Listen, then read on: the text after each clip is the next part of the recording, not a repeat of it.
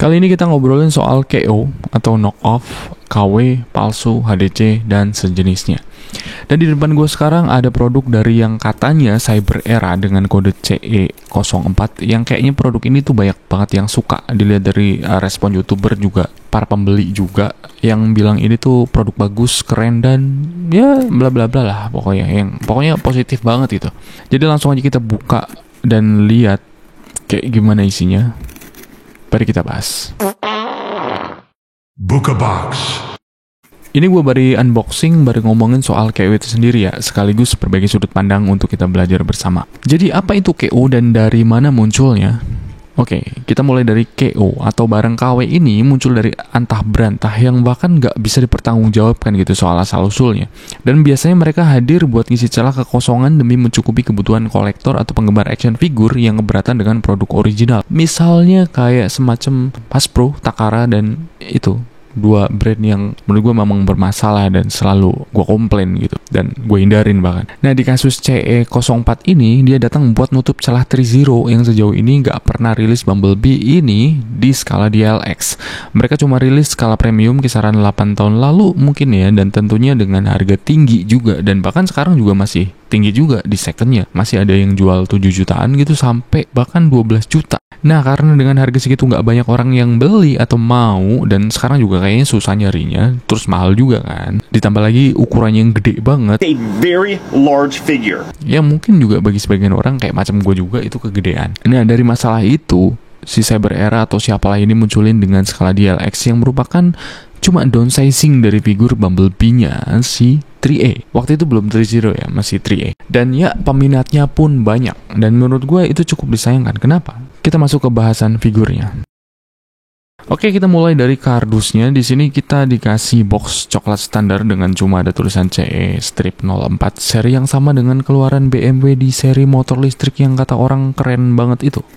Lanjut di bagian dalamnya ada box dengan gambar yang dibuat timbul dengan kesan holo-holo juga. Dilengkapi dengan nama dari figur ini yang dikasih nama King Bee Knight. Yang entah dasarnya apa dan nggak ada gunanya juga. Nggak ada yang peduli juga sama namanya. Orang taunya juga ini Bumblebee gitu. Orang mau beli ini juga karena dia tuh Bumblebee, bukan King Bee Knight. Apa itu? Nah, nama ini biasanya tuh cuma buat ngindarin penggunaan nama berlisensi gitu, dan ya berpayung hukum gitu. Jadi buat ngindarin hukum aja memang. Dan ini selalu terjadi di lingkup KO macam yang ada di Wejang, BMB, atau belakangan disebut juga dengan AOY gitu ya, Black Apple dan lain sejenisnya dengan tujuan ngindarin hukum. Nah di sini bahkan nggak ada segel resmi dari perusahaan dan bisa langsung dibuka, dan informasi-informasi tentang perusahaannya apa, dari mana, bahkan nama Cyber Era aja itu nggak tercantum di box ini gitu. Itu cukup aneh sih kalau menurut gue. Benar-benar ini tuh muncul dari bawah tanah yang entah dari mana gitu. Nah di bagian box dalam ada Mika kayak pada umumnya, dan ketika gue lihat figurnya kayak nggak ada yang spesial gitu, nggak ada rasa-rasa yang kayak atau itu nggak ada. Feelnya beda banget ketika kita buka box dari 3.0 misalnya. Kita lanjut keluarin dan ada part yang copot di sana. Nah ini dia figur yang mereka kasih buat menuhin keinginan kita terhadap figur Bumblebee dari seri DOTM atau Dark of the Moon. Ya betul, meskipun mereka ganti-gantiin nama, gak penting. Orang beli ini karena bentuk dan desainnya, yaitu Bumblebee dari seri Transformers Dark of the Moon. Mau mereka gak kasih nama juga gak ngaruh sama sekali. Orang gak ada yang peduli, serius. Orang gak bakalan ada yang nyebut ini King Bee kok. Gak ada sama sekali. Dan gue baru sadar di sini kalau mereka juga sama sekali gak ngasih manual book. Padahal di sini tuh ada perintilan lampu, artikulasi banyak gitu ya, part-part yang bisa rawan patah juga mungkin, dan ada beberapa informasi tentang diecast gitu, dan ini sama sekali nggak ada, dan ini menurut gue cukup aneh banget. Oke, kita masuk ke figurnya itu sendiri. Di bagian detail mereka kasih beberapa part alloy yang ada di banyak bagian, dan sebagian besar ada di kaki. Di peti sini bahkan bagian armornya juga berbahan alloy, bukan cuma inner frame-nya, dan untuk join-joinnya ini alloy, jadi besi semua. Untuk bahan plastiknya di sini cukup tebal dan kayaknya sama kayak bahannya dipakai di produk BMW gitu. Untuk bagian catnya di sini mereka juga kasih aksen karbon, dan kita juga dikasih water decal buat lengkapin bagian yang ada di dada dan plat nomor. Oke, kita pasang dulu decalnya.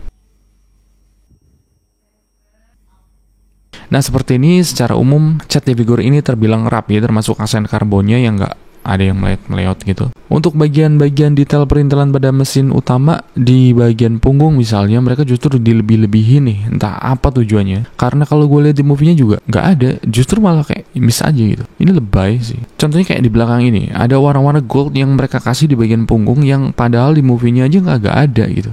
Terus di bagian merah-merah di punggung bawah harusnya warna besi aja. Jadi kayak mereka tuh naruh-naruh gimmick-gimmick biar kelihatan lebih detail aja, biar ada nilai plusnya dan bisa jadi opsi gitu. Biasanya sih gitu.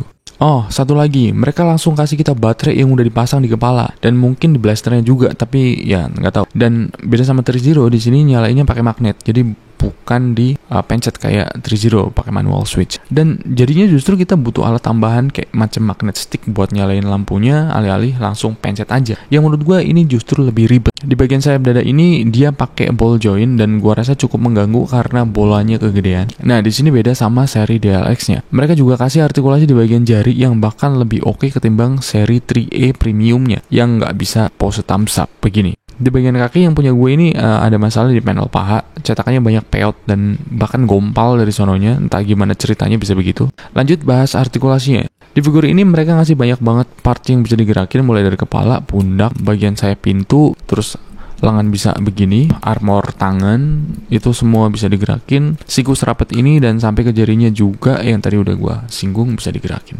Di bagian torso di sini ada movement ke depan belakang dan begini penampakan dari belakang ketika dibongkokin. Ada miring-miring juga dan di bagian per di sini bisa digerakin juga. Bahkan di bagian belakang juga ada panel penutup paha yang bisa digerakin juga, paha atau bokong gitu. Untuk pinggang bisa muter dan bisa juga nyangkut. Untuk kakinya bisa naik samping segini tinggi, depan segini, dan belakang segini tinggi. Panel paha depan bisa digerakin dan range-nya cukup luas. Dengkul sejauh ini dan untuk bagian kaki bawah bisa kayak begini pada umumnya.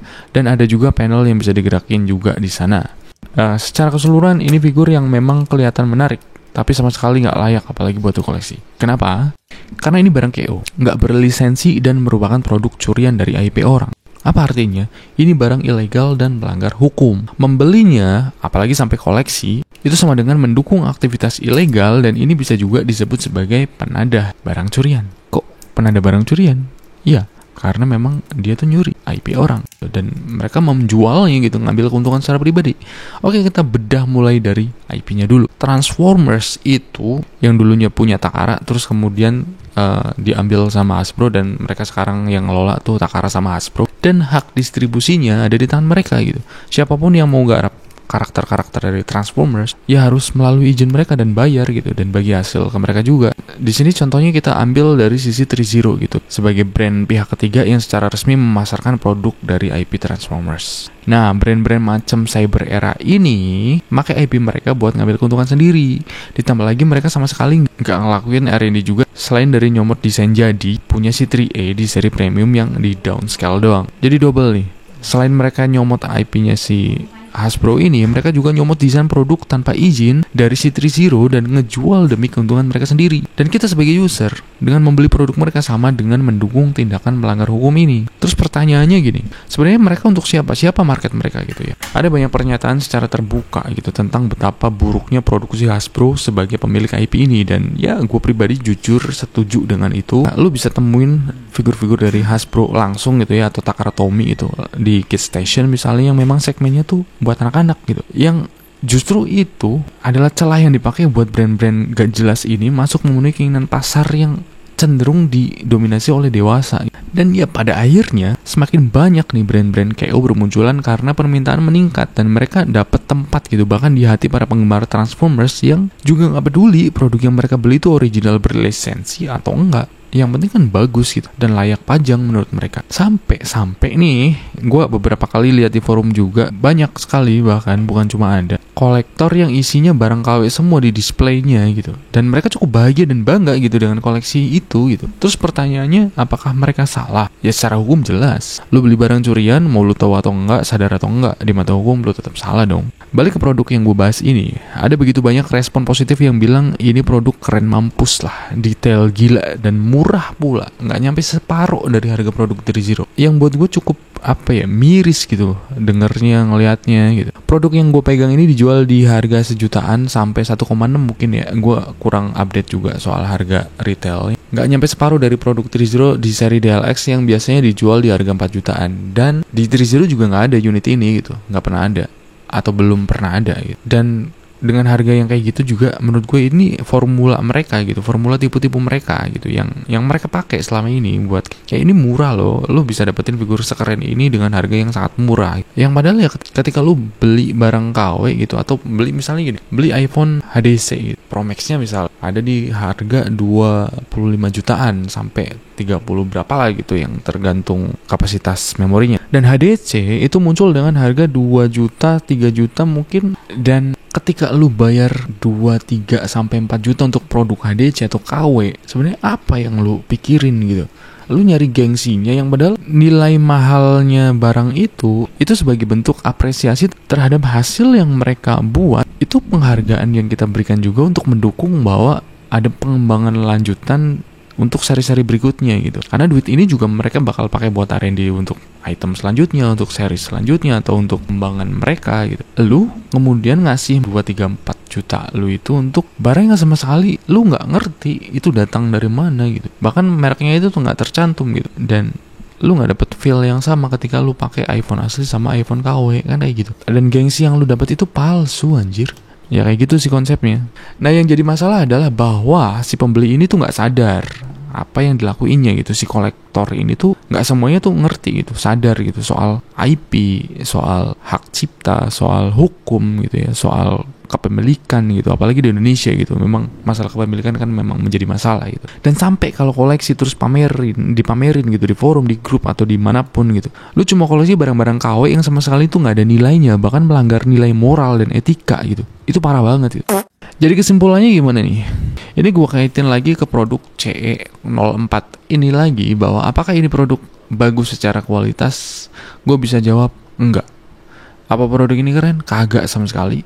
Apa produk ini layak koleksi? Apalagi sama sekali enggak. Dengan lo beli sama dengan lo dukung maling. Dan mengkoleksi produk seperti ini dan majang sama dengan menistakan diri sendiri. Jadi gak usah lo pamer-pamerin gitu. Dan satu lagi, buang duit untuk barang yang gak punya nilai sama sekali. Baik jangka pendek, menengah, jangka panjang, itu sama sekali gak ada nilainya gitu.